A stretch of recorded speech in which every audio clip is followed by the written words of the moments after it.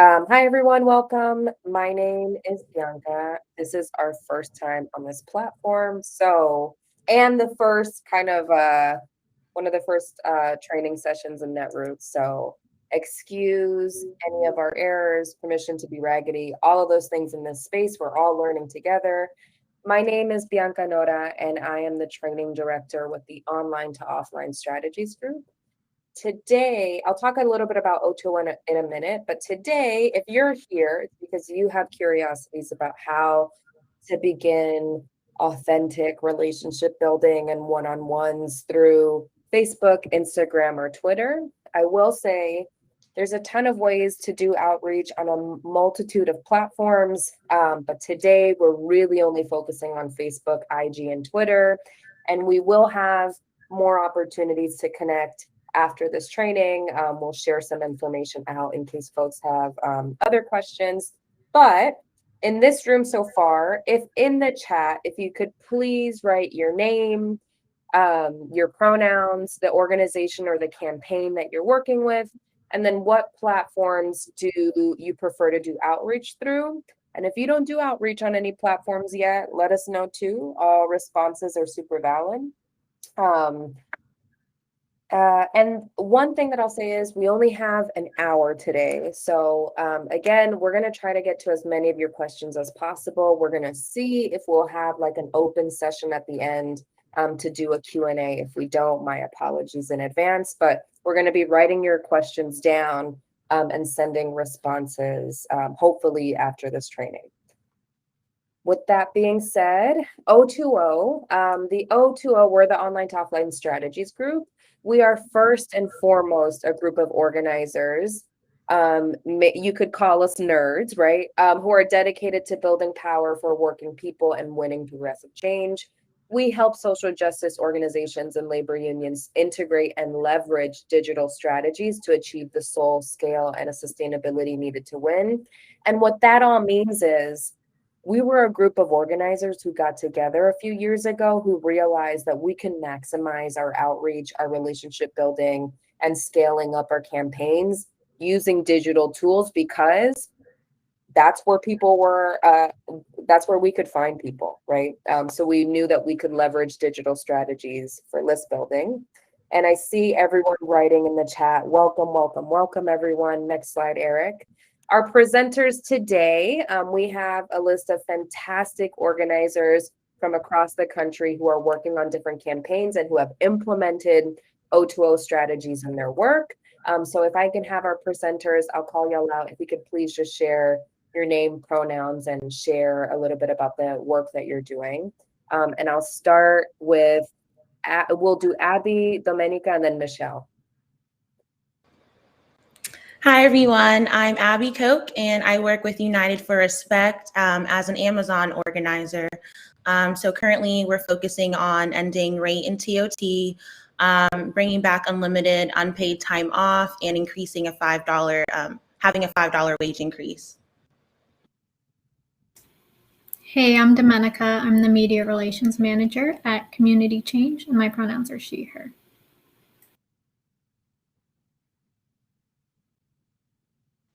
Apologies. My name is Michelle Lastly, and I work with Community Change on a campaign called Childcare Changemakers, where we bring parents and providers together to build childcare that works for everyone. And my pronouns are she, her. Glad to be here.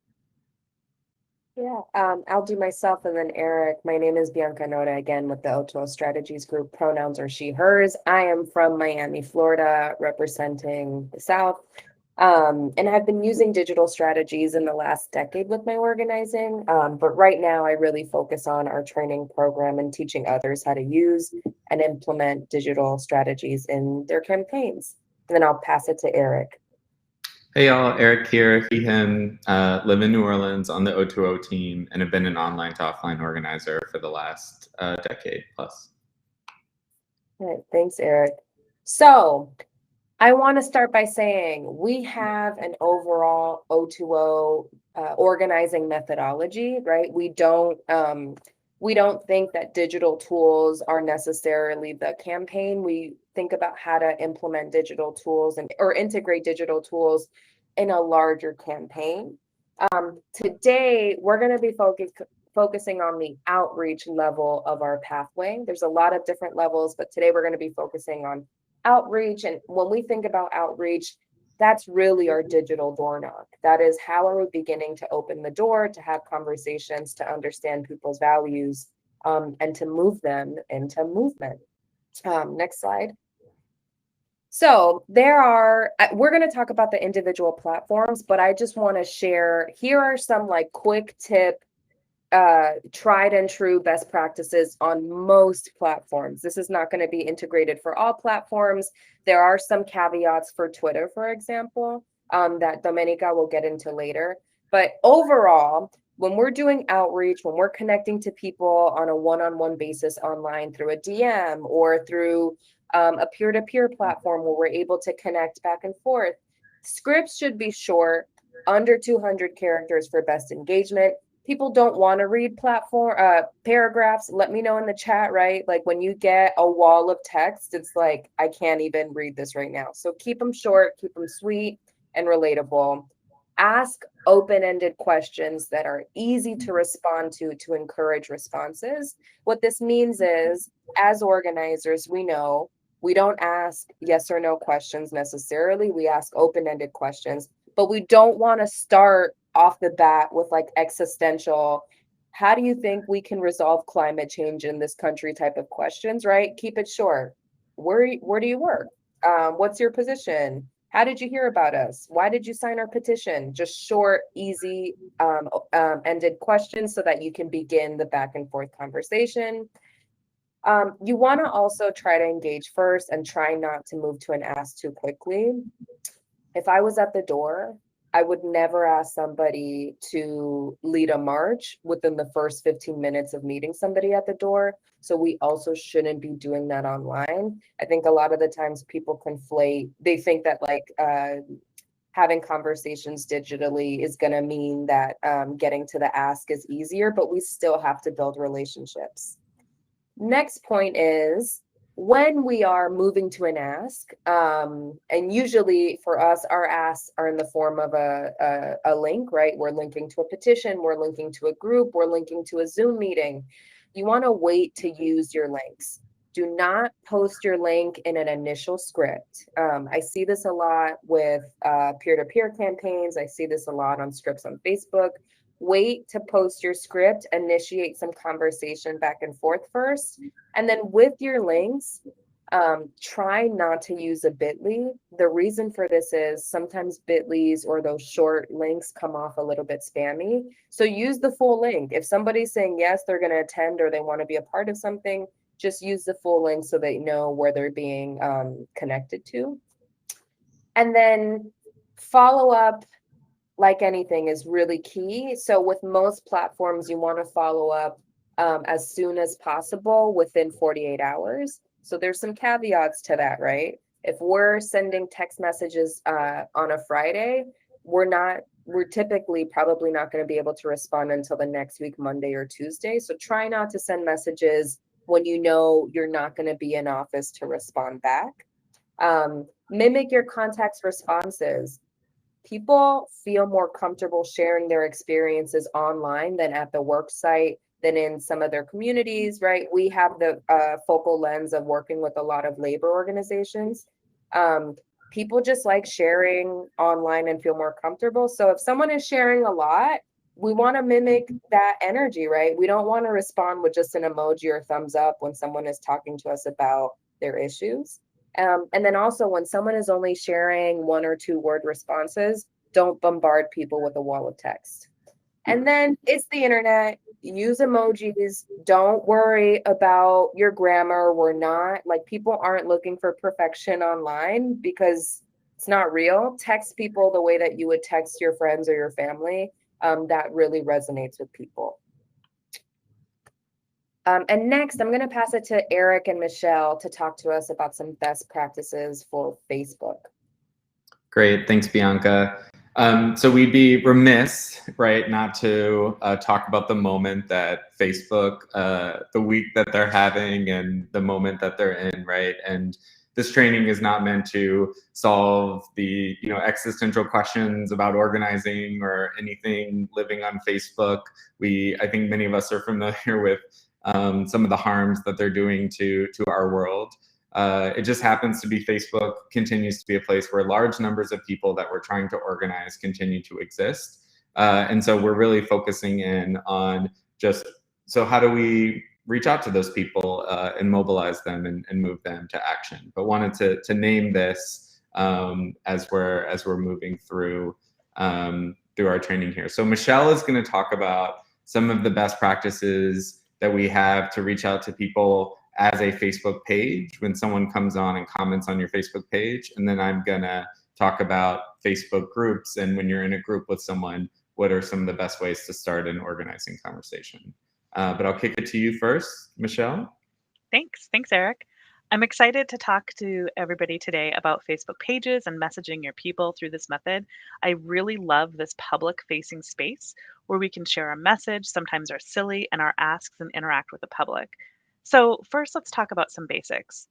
Who can you message directly through your Facebook page? Basically, anyone who comments on a post. Then Facebook gives us 7 days to directly message people, and we'll show an example of what that looks like in a minute.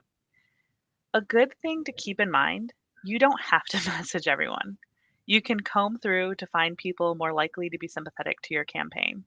So here is a screenshot from one of our organizers, volunteers, Kelly. She had commented on one of our posts. She was following our page and may have seen some of our targeted ads. Regardless, she was fired up. I want to pause and take note here that it was actually my colleague who saw her comments first and nudged me to reply. So I reviewed and I did. I note this because we're often working within a teams, and it's just important to kind of note that. So they have this engaging chat with you. What's next? Next, we want to move them through our engagement process. Maybe that's a phone call, or to join your Facebook group, or to fill out a survey or a petition, or join the next campaign call.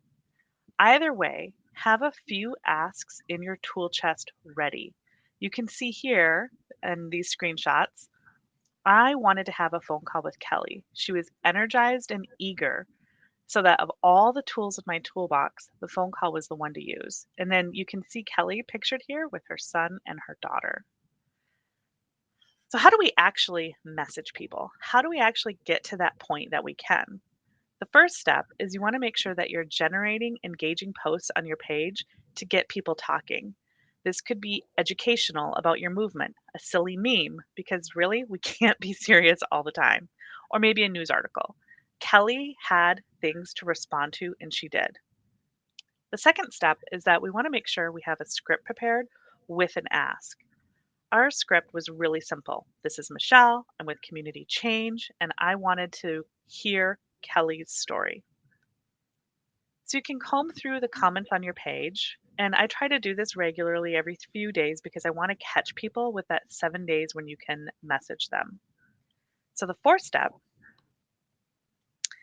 to stay organized. So this is like literally what you're going to do. So you're going to have your browser window open, right? And you've got your comments on one side. You're going to open up a new tab and you're going to research in your inbox to see if they've messaged before.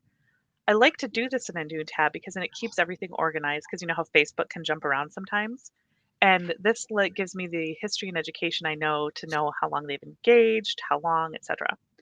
So then the next thing you're going to do is you're going to go back over to the comment when you've properly researched, click on the message. So you can see where that first arrow is pointing. It literally says message under the comment.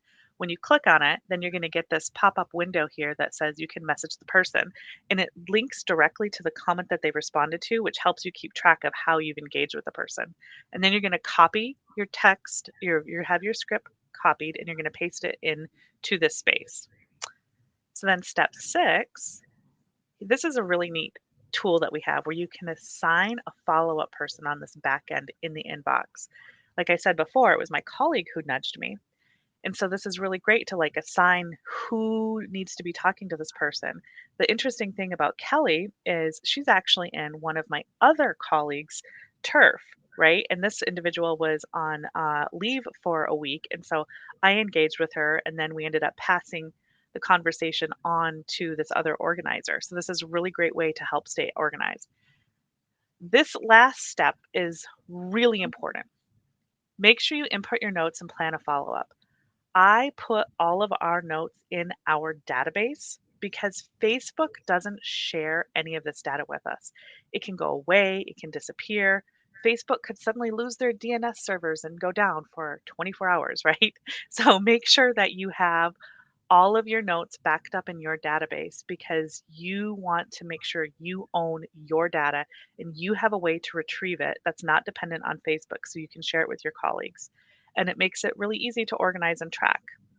So, the follow up with Kelly, since that first conversation back in July, she has joined some of our activities like our week of action, and she's even met with her senators multiple times to build relationships with them so we can get what we need in our campaign.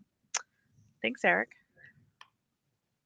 Really exciting, Michelle, and to hear Kelly's story from A to Z, from commenting on a Facebook page to wrapping up at the end and meeting with elected officials. It's really cool. So I'm going to talk about what do you do. So that's right. You have the back end of an organization or a campaign page hat on, and I'm going to talk about when you're in a Facebook group, person to person, how can you start a one-on-one or organizing conversation. And some people may have noticed Facebook's algorithm has changed a bit to prioritize groups over pages.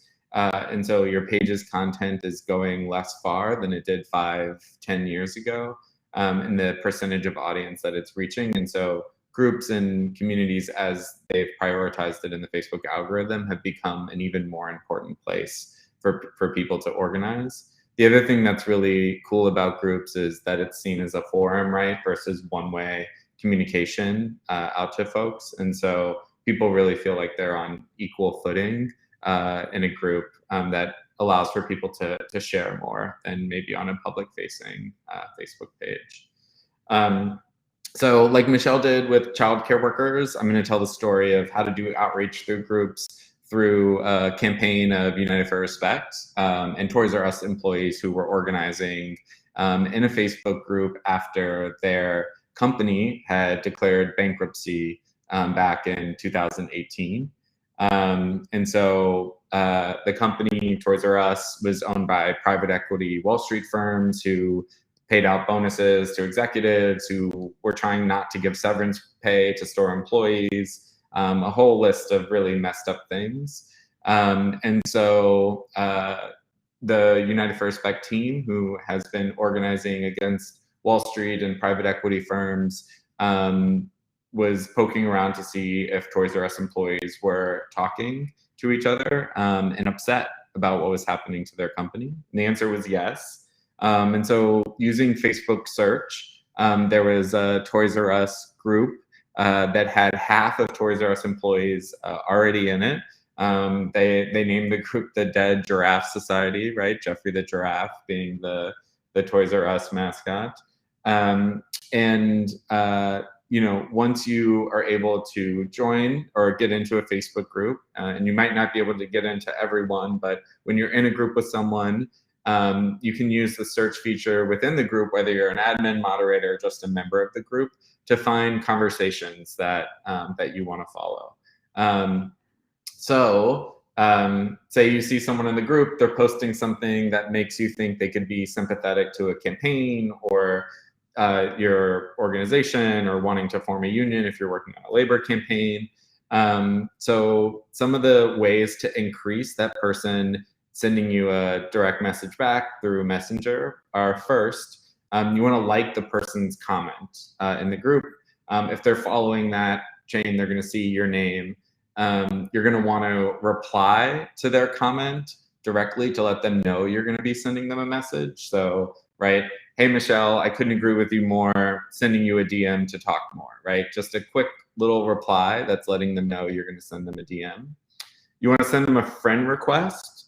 And so you want to be careful a little bit on the friend request that you send out, right? If too many people report you, Facebook can put you in Facebook timeout for sending too many friend requests. So this is a good tactic or reason why you want to be particular about the people that you're reaching out to in groups. And when you send them a friend request, when you send them a DM, the message can go into their inbox instead of that message requests or other inbox, which get a much lower response rate. So this is a message screenshot here on the right, and Bianca went over the outreach best practices from earlier, right? And Annetta was an organizer sending this message directly to Amanda. So, hey, Amanda, I saw your comments in Dead Draft Society. It's absolutely ridiculous that the execs are walking away with millions and the bonuses to source staff are so measly or non-existent. How long have you worked at True, right? And so this is a perfect open-ended question that isn't just yes or no, that might shut down the conversation, but also gives people something to go off of, or gives Annetta here an opportunity to begin a more deep organizing conversation. And some other ways to, after some back and forth, you see Annetta here introduced Amanda into a Facebook group with other like-minded Toys R Us employees who are ready to take action and lead the charge. But we found over time through direct messaging people, people are more likely to respond to you if you're an admin or moderator of the Facebook group. You send them a friend request, which we've talked about. You've engaged with them in the group before, right? So this isn't the first time, but if you're on a long-term campaign, right? Taking a beat, seeing what the interactions in the group are like, replying, reacting, commenting multiple times on someone's post, and then moving to the DM. If you have a clear profile photo that's like, I'm a person and not a bot or a campaign, this is really, i.e. you're a real person, that's really helpful when you're doing the outreach. And then also if it's a recent conversation, right? So if we join a Facebook group and we're digging up a 4-month-old comment, that can come off a little bit weird to folks sometimes. So those are some of the best practices when you're doing outreach. You're in a group, someone else is in the group. And I'm really excited to pass it back to Bianca and Abby, who've been doing some pretty incredible, innovative outreach through Instagram. And so if you have any Facebook questions, or please, again, feel free to throw it in the chat. We'll try and get to it at the end of the session. Bianca and Abby? Hey y'all. So we're going to talk about outreach through Instagram. Instagram is a platform that is continuously growing, and it's also a platform that I hear everyone saying, I'm not on Facebook anymore because Facebook is X, Y, and Z, and there's like this exodus into these other platforms. So it's becoming a really fantastic platform for engagement. If you can go to the next slide, Eric. So we're going to talk about a few things for Instagram engagement, the things that Abby and myself have been learning.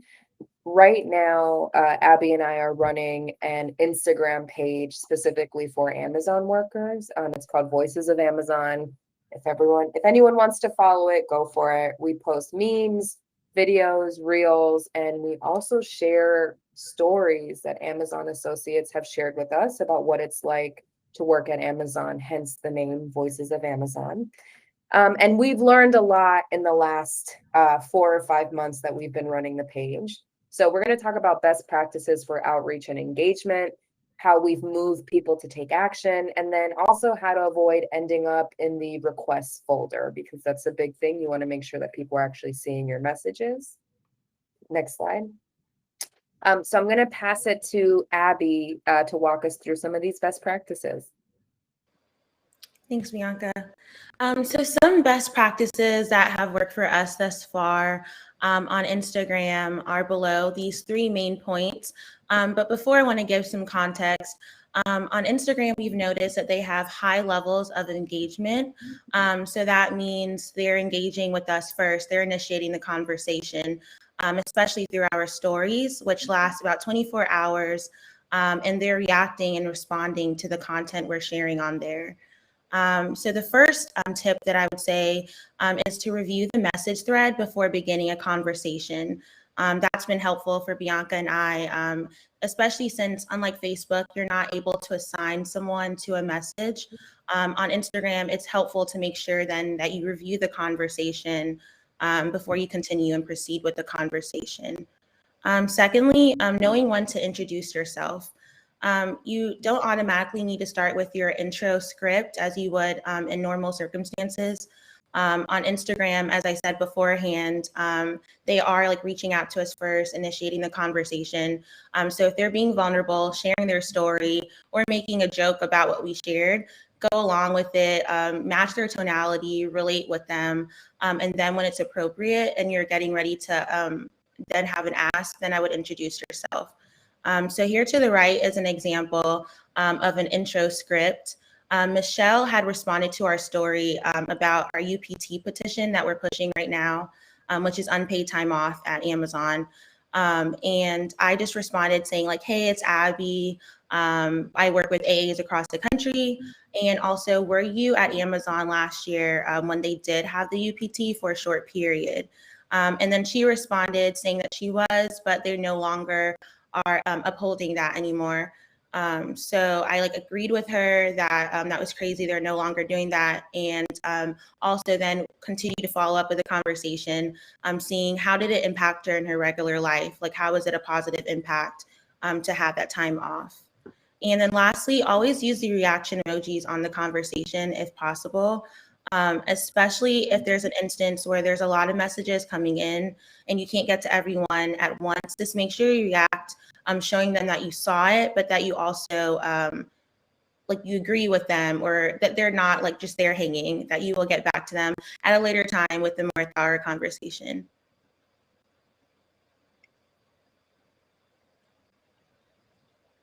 And that leads us into the Instagram flow that we have right now. Just using these 6 steps have been very helpful because we don't want to just have a conversation to have a conversation as organizers. We want to make sure that we do have a goal. So the first step is reaching out through the DM and then getting them to sign a petition, especially if it pertains to something they were discussing. So this example here, he was discussing issues he's having with rate and TOT. And then I was able to let him know about our petition currently that it goes along with what he was discussing, and shared him on it. He didn't respond saying that he did sign it, but he did, as you can see, he reacted to it with a heart. So that let me know that either he looked over it or that he will sign the petition. And then from there, we want to invite them to our general membership calls. We try to have those weekly and make sure that hopefully they can attend one of those.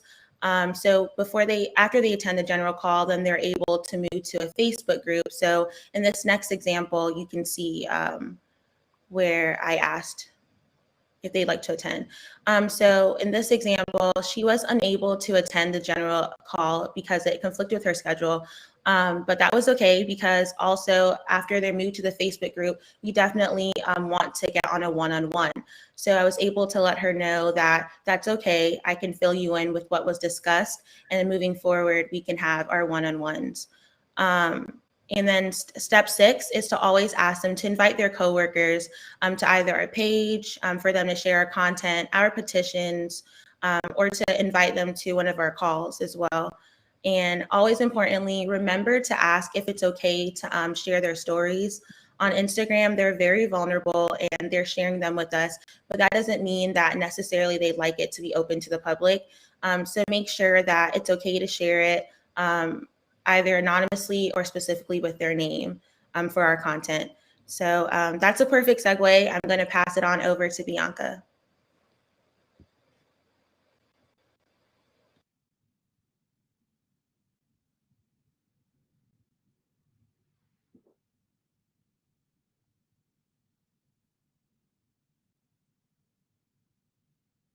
Hey everyone, can you hear me? Great. So Abby was talking a lot about engagement and engagement being really high on Instagram, and engagement is so high on our small page. And it's really doing well because of our stories content. So in order for your Instagram page to be engaging, in order for you to be able to connect with the folks who follow you, you need to be able to create content that is going to elicit engagement. And we do a spectrum of content. We do like, we find memes, or we post questions, we post stories. But what Instagram is currently prioritizing is content on stories and reels. So we focus a lot on asking questions through our stories, and then we post a lot of memes and videos on our grid or the feed. So we create these stories so that we can begin opening conversations, right? This becomes kind of like our in the digital door knock. So here on the screen, there's a few examples of different posts that we've created. The first one is survey. Amazon, I'll tell you a couple things. Amazon always asks the most ridiculous questions of their associates, and Amazon language is its own like lexicon. So there's going to be a lot of terms here that some of us in the room might not understand. Don't worry about it. It's a best practice. Use language that is going to be connecting to your community or the community that you're organizing with. So on the screen on the left, this was a screenshot from an associate of a question that Amazon periodically surveys to their staff. And they wrote, which A to Z feature needs the most improvement and why? And they had a list of options. And then this person put other, and they said, stop showing me stupid advertisements when I'm trying to clock in. Amazon associates are very short on time. Abby was talking about rate earlier. This was an example. And then we posted this and wrote, how about a survey to improve A to Z? The next image, Eric, if you can go back one. The next image is how often is the amount of work expected of you reasonable? This person wrote never. And then we captioned when Amazon asked for your opinion. And this post, we got a ton of responses. Next image, Eric. Where someone was like, yeah, like answering any of their questions means anything, let alone getting read by some person anywhere. This got a lot of responses. And then we switch it up, right? We go between screenshotting things, posting memes and images, to having actual organizing asks and conversations. So the one on the right, we wrote, we are calling on Amazon for a $5 wage increase and to bring back unlimited UPT. That's unpaid time off. Sign on if you agree, hashtag link in bio. So we got a ton of responses, right? People were asking us, oh my God, there used to be unlimited UPT. And this was a really great in to have an educational conversation about what Amazon, used to offer just last year.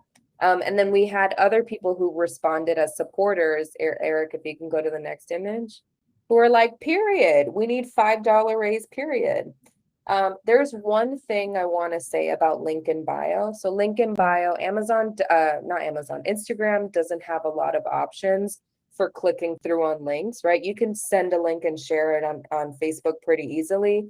But on Instagram, the only ways that you can share clickable links are through adding a link in bio or directly messaging people links. So link in bio can be a bit of a barrier, right? So typically we use link in bio or redirect people to our bio when we're posting in our stories. But if we're having a direct message conversation, we send a direct link to wherever we want people to take action. And then we've created a really specific culture on our page where we want people to share their stories and their experiences. That's the whole post up. That's the whole point of the page, so that we can engage in organizing conversations. So we've increased engagement by asking followers to share their experiences, stories, and photos. So people have sent us a bunch of screenshots, a bunch of videos, a bunch of insight about how people are feeling about working at Amazon. So that's what you see on the screen on the left, right? A driver shared with us like the ridiculous instructions that he received from someone that he was sending a package to. You can't really see it on the screen, or we just popped it up bigger now, but it was just like a really in-depth paragraph about like turning a knob counterclockwise, just like all the ridiculous things that associates have to deal with. The one in the middle was a conversation we were having about how hot it is in facilities And they shared with us a screenshot about what other associates were saying about the unbearable heat at warehouses. And then the image on the right, because we've been slowly mixing the memes with the organizing, people are coming to us to ask us questions. So somebody was like, you know, there is an FC in Vegas that was opening up that's hiring people at 18 an hour. And this person was like, oh, well, are we getting a raise too, right? We're slowly becoming a source of information, which is great. And then next, the last thing that I want to quickly end on is how to avoid being sent to the other or request inbox. So here's what we've learned. The best way, sorry, I see folks in the private chat. If y'all can just hold on for 1 second. So I see, so in order for someone to see your messages, the best way for someone to see your messages like Facebook is you have to be following each other. The one thing that we've learned concretely in the last few months with really organizing and using Instagram as a platform is the follow back rate is really high on Instagram. It's kind of a platform that is meant to increase your number of followers and likes, so it lends itself to the platform. So you want to make sure that you are following the person that you're messaging. And if you follow them, we found that there was a 40% to 44% chance that they would follow us back. So about half of the people that we followed would follow us back, meaning a lot of people would then see our messages if we message them first. And then the other thing that you want to do is you want to message through the Instagram profile instead of your personal profile. Instagram doesn't have the ability to assign people using an Instagram account to send direct messages. So people are going to trust you more if you send the message through the page that you have created. And then I want to just share one caveat about links. I didn't mention this earlier, but you can typically send a link or direct people to another link, to another platform. It used to be the swipe up feature that doesn't really exist anymore. It's a button feature. You have to have a certain amount of followers. With swipe up, it used to be you have to have like 10,000 followers to use it. The button feature has some other requirements. So just wanted to name that about links. Next, I want to pass it to Domenica to talk to us all about messaging reporters on Twitter. Thank you. That was super helpful and interesting. And I know that we don't always think about outreach to reporters as organizing, but I like to think about pitching media as organizing them to report on the issues that we care about. So I think it's really important to do this outreach. And one of our organizing principles, of course, is to meet people where they're at.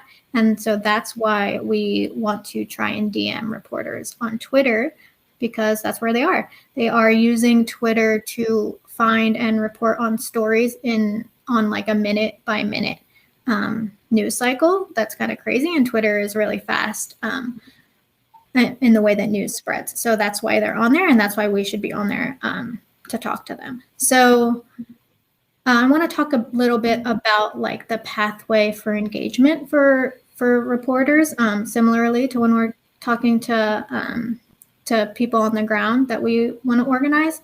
The interaction with the reporter should start way before the first DM. So first, you want to make sure you're doing a bio check of your own Twitter account. You want to make sure that if a reporter does interact with you on Twitter, that they can see you as a reputable source and a good resource for them for their story. So something that I put in my bio is because I do media relations work, I say my DMs are open for journalists who are looking for real people and for real stories. If you are an organizer, say like organizing childcare workers, you should put that in your bio. Organizer, childcare worker.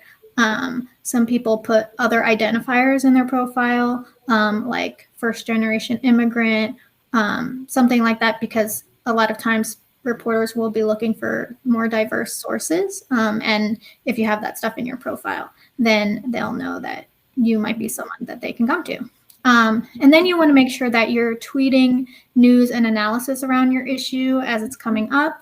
You want to lift up potential spokespeople and stories that you might want to amplify later on. And then you can even try doing something like creating a media moment by organizing your allies and partners to do a Twitter storm. That's where everybody's tweeting about one issue at the same time. So it kind of creates like a trending topic, and reporters who are following that issue might be paying more attention and think like the news is hot. And so I give some examples here of how like I have been pitching a lot around the child tax credit and the reconciliation bill. So what I do is I tweet a lot about that issue. And then here I did like a greatest hits of like what our organization has done around the child tax credit, just to lift us up as a source before I go and try to contact a reporter. And then my last thing I would say about your profile is to make sure you are acting professionally. And what I mean by that is not necessarily like not telling jokes. A lot of people like use Twitter and they say jokey stuff or they give their personal opinions, and I think that's totally fine. What I would say is make sure you're not trash talking the reporters on Twitter or the outlets that they work for that you are going to be pitching. So, you know, I know there's a good way to call out media bias, and I do it all the time. But it's a good opportunity to try to offer your criticism in the form of like another angle that the reporter could cover that they're missing, or like a perspective that they're missing that you could offer them. Or you could also just ignore them and lift up reporters who you think are doing a great job on your issue. So that's what I mean by be professional. And you can click through. Yeah. And then so the next thing you want to do is you want to make sure you're building a relationship with the reporter. So your first interaction with them, you don't want to be like an ask. You want to try to form a relationship before that.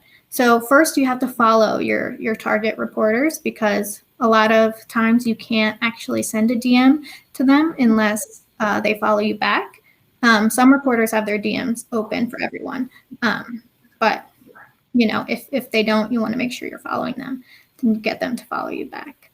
And then, so you want to try and do something like respond to maybe one of their public calls for sources, or retweet their work and lift it up, and like sort of do some engagement with them before you make an ask of them. So I give an example here where a reporter tweeted out, immigration Twitter, Vox is working on some immigration related polling. Any questions you'd like us to ask? And, you know, so I messaged her and I said, hey, Community Change has a lot of question suggestions for your poll. So I'm responding to something that she asked for. I'm not asking her for anything in the touch. And so then, you know, she sent me her email address, and then off Twitter, I answered her question about poll questions that might be useful to us. And then I contacted her and I said, also, you know, we have the statement we just put out on this hot immigration issue, if you're interested in seeing it. So, you know, she said she was, and then I sent it to her via email. And if you click through once, you'll see this is a story she did like the next day or so, talking about immigration reform, and she included the statement that I had sent her from our conversation that happened on Twitter. And then you can go to the next slide. Okay, so once you're ready to DM someone, I want to talk about like what you should say in the message. All of the same pitching principles that you would use via email or on the phone still definitely apply. So you want to make sure that you're doing your research and contacting the right reporter, the reporter who is working on your issue. You want to make sure what you're saying or what you're talking about is newsworthy and give them an interesting angle to talk about. And then you want to offer like why you're the best person to talk about this issue, which would be your expertise. So then you can send them a message. You can introduce yourself and make sure you're offering something useful. And then if this is your first touch and you need to make an ask because you're in a rapid response moment, you want to make sure that the angle that you're offering is something different than what everybody else is saying in that moment. And then once you get a response from them, you want to try to move the conversation off of platform, because it's not a great place to send things like statements or like lengthy reports and stuff like that. It's just, the platform's just like not really made for like big attachments. So you want to try to get a different way that they prefer to contact them to give them more information. And then I'll say you want to make sure you don't spam them. And so what I mean by that is if they if you send them a message and they don't reply, I wouldn't keep nagging them. They probably saw it and they are just not interested. And then so we just have to move on, because otherwise they might put you on a block list or something. And you don't want that to happen to you. I see actually reporters complain on Twitter about it all the time. Sorry, could you go back to the other thing? Sorry. So I'm just going to give an example of how this worked out. So I emailed this reporter. I DM'd this reporter, and I asked her if she would be interested in some new policy recommendations we had about housing issue that through my research I found out that she was covering. And she said, yes, please email the report to me. And then I did. And then the next day she actually came back to me and said, thank you so much for the stuff that you sent me. And I said, oh, of course, would you want to interview anyone? So this is when I'm making my ask after the initial conversation. We talked about it a little bit on Twitter, and then we talked offline. And then she ended up publishing this story, which if you click through, should come up again. There it is. So she ended up publishing this story about eviction moratoriums and including some of our policy recommendations. And actually after this, she has done like maybe 5 or 6 other stories this year and used us as a source. And all of that happened first through a Twitter DM. So it's definitely worth it. And you can go to the next slide. And then the last thing I want to say is you want to make sure that you do follow up. So just like we don't wait till the next election cycle to contact a voter, we don't want to wait until the next big media moment to continue the relationship with the reporter that we have. So, keep conversations going, interacting with their stuff on Twitter, keep asking them what they're working on that you can help with. And then if they do a story with you, you want to make sure you're thanking them publicly for their work. And also organize your partners and allies to share the story, because the amount of shares they get and clicks they get is a huge metric for them. And if you give them a lot of shares, then they're more likely to come back to you. That's all I got.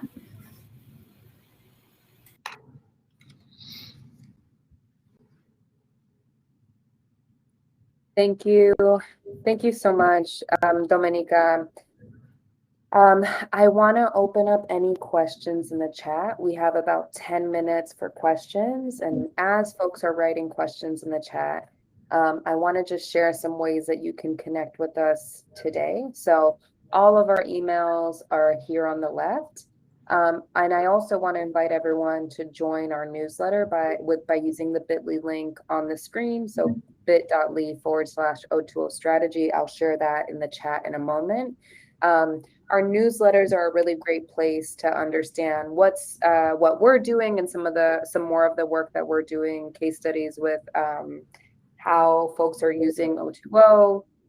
We also share updates about upcoming training. So we both talk a lot about and build strategy around digital tools, but we also teach and train people how to build some of those tools into your own work. And we have a few upcoming trainings in October and November, if anyone is interested.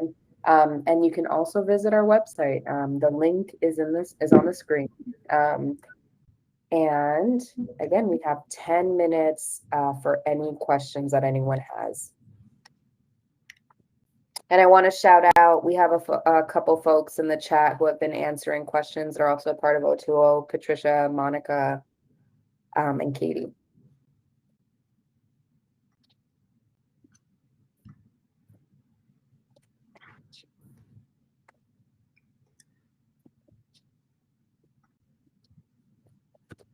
And I'm about to post the links in the chat. Thanks, Monica.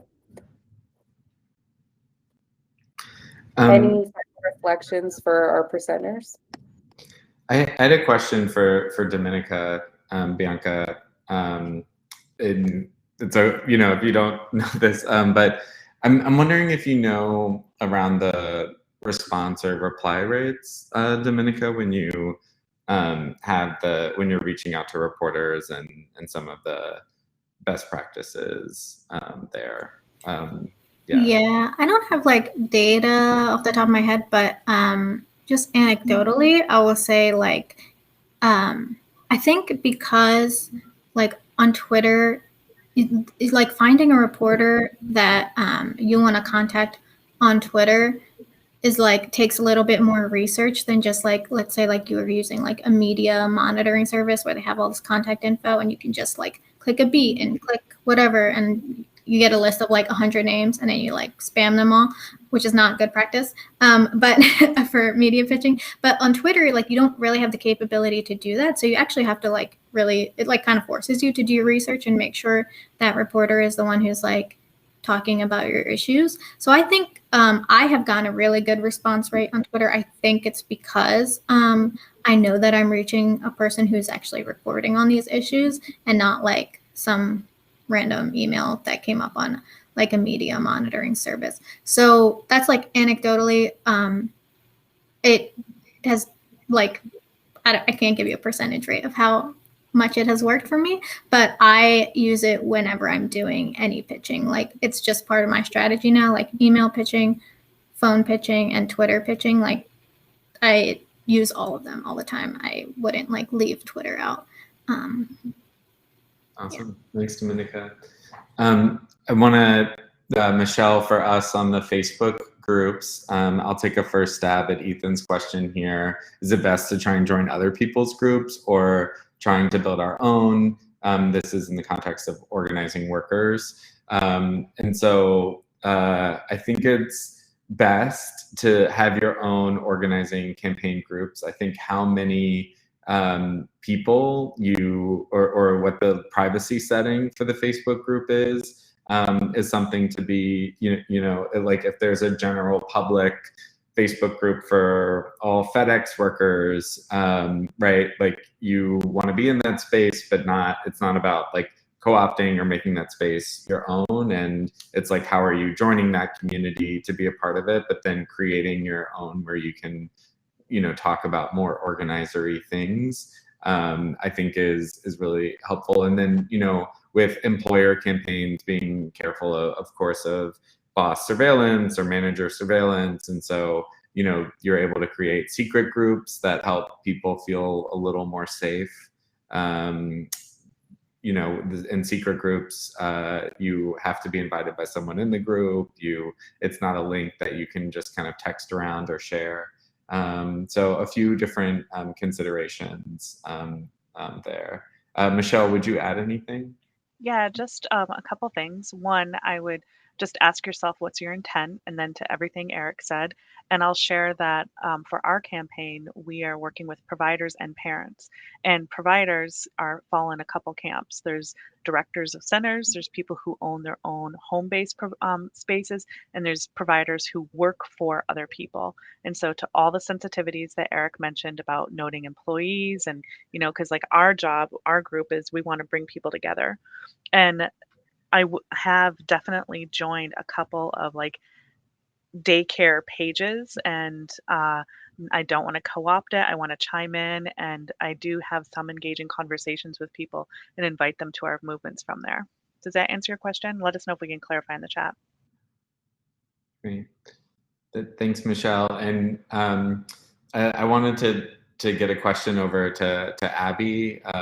And Abby, on Instagram, for folks who are starting a campaign page, I know Bianca mentioned a little bit about the, like if you follow someone, they will follow back, and that's a good way to grow your audience. But Abby and Bianca, I'm wondering if there are other ways with campaign pages that are just getting off the ground started on Instagram. What are other tactics to kind of grow your page or find more people? Yeah, there's a few things that you can do. And the first one I'll start with is the free option. We call it Instagram mining. You can do Facebook mining, and it's essentially like finding communities of workers or people who are affected by your issue online. One thing that we know about digital platforms is people are talking about the issues we care about with or without us. So there are groups all over the place. So one thing that we've done on Instagram is we found a bunch of Amazon meme pages or accounts where we've been able to follow people who have named in the comments that they work at Amazon or they work at this specific warehouse or they're a driver, and we've been able to grow our page by following a lot of those people. And then the other thing that we've done is we've spent some money on ads, and we are doing a ton of ad testing. And the thing with Instagram ads is they're really cheap. Instagram ads are really cheap for what you're able to do. We were able to grow our page by about half. We invested I think we invested under $150 in ads on a couple different ads with a few different campaign audiences. We were able to grow our campaigns. There are a few caveats with Instagram ads. We don't have a ton of time to talk about them, but we do talk about them in our trainings. But ads have been a really great way. But beyond that, it's Facebook mining. And then we've also asked associates to invite their coworkers to the page, right? That's been like a really specific ask. And we know that if people invite their coworkers to the page, we can think about where we move them along our leadership assessment ladders. And then Abby, let me know if I'm missing anything. No, those are perfect. And something that is also like a good way is like in certain like blogs that mention Amazon and certain issues that are going on, you'll find like associates in the comments. So it's also good there as well to do Instagram mining and letting them know about our page.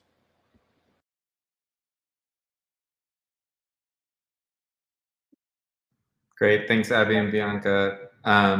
So we're coming up on time. We appreciate all the love in the chat. If we didn't get to your question, please feel free to email us. I will end with sharing my screen one more time with all of the links for folks here. And then Bianca, am I missing anything for our other than this for our wrap up?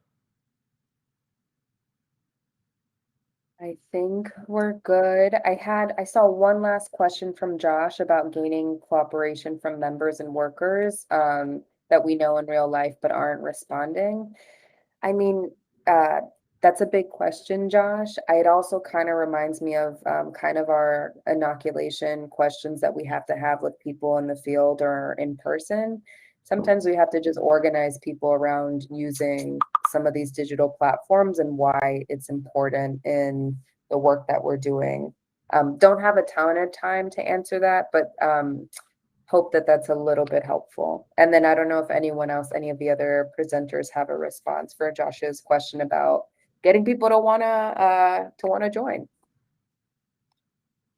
Yeah, I guess I would just end with saying in this pandemic life and many work sites and workplace organizing where folks are isolated, there is a deeper connection and craving for people to want to be in these online spaces and communities together than we probably even realize.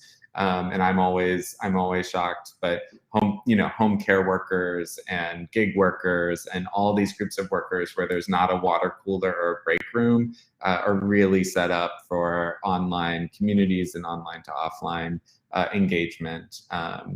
Yeah.